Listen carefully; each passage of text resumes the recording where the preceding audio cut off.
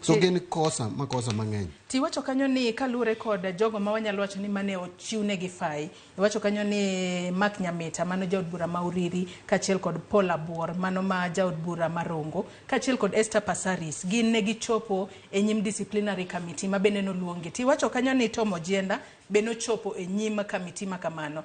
Ang'o momiyo Esther Passaris Mark Ogola kachiel kod Paul Abuor to yienegi mar mondo mi gichul fai kendo gindik ng'uono to Tom Ojienda to koro nyaka sani koro wach ni ento nyaka thiche oko ya pisi ponono ketho manotimo duong' moloyo moko go kose. Ing'eyo ni kisami chopo mbele kamati miluongo ni disciplinary committee kata kuma ng'iyo weche mag discipline nitiere kaka gipenji.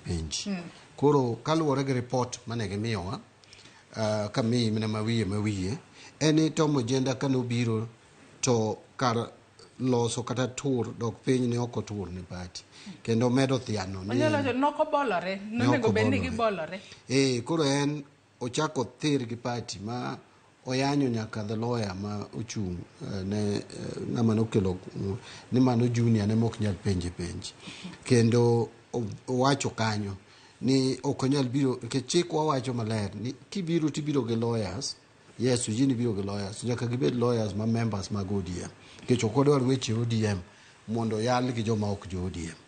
En kubiro to wacho ni en obiro gi lawyers ma ok jo ODM nikech ODM en party ma joluo. Kendo lawyers okinde mane ODM gin okinde mana ma joluo. To en onge gosiepe ne ma joluo. Koro nyaka okel mana lawyers moa kuma obiro nyaka ng'ato ni Nelson Havi manyochung Westlands ka gi chama mar UDA. Koro nonyisa chaya ne komiti kendo no wuoyo kata kuom party leader kendo marach mbele jo komiti omiyo jo komiti no recommend ni mondo koro en nenre ni osebalo kendo oonge gi gimoro amora gi party marwa kuom mano ningo miye thuolo mondo dhi obed kama ofil ni en kare. Ng'eni wan wamiyo mna jogi thuolo mondo gi exercise their democratic right. Kech ok inyal tamo ng'ate democratic right mare. Ok inyal tamo ng'ate right of association. Ng'ato nyalo riwore gi ng'ama dwaro. But koro wamiyo gi thuolo mondo giwe chamo wani gidhi gi riwore gi joga. Ng'ato kaka Nyamita nobiro gi lawyers ma ok jo party. Kano kone no release lawyers modong kende and report ma committee omiyowa en no bolore kendo no kwayo ng'uono. Wacho ni en pok no dhi kucha mana manyo dongruok to ka gino chwanyo party to party mondo wene. Ng'ato kaka Paul Abuor nokelo wach ni en gima ne chande gi party ni nokete komiti achiel kende to jomoko nitie manigi komiti mokelo ranyisi nitie joma ni kare komiti abich or akia ni mano ranyisi mane manokelo but party no wacho ni kata obedo ni okelo ranyisi wach mag komiti go mago excuse ke nitiere channels mag party minyalo luwo kineno ni party ok dhi kodi maber.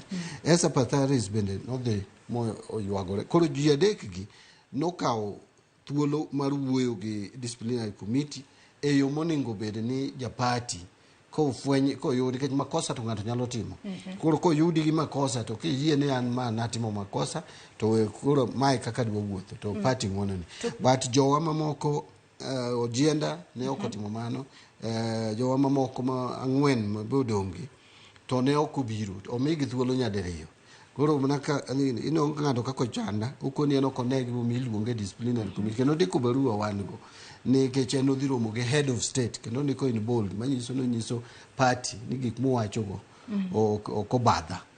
Elisha to wacho ni chairman mar party ma en onge gi thuolo mar luonge en National Assembly ema nyalo luongo go.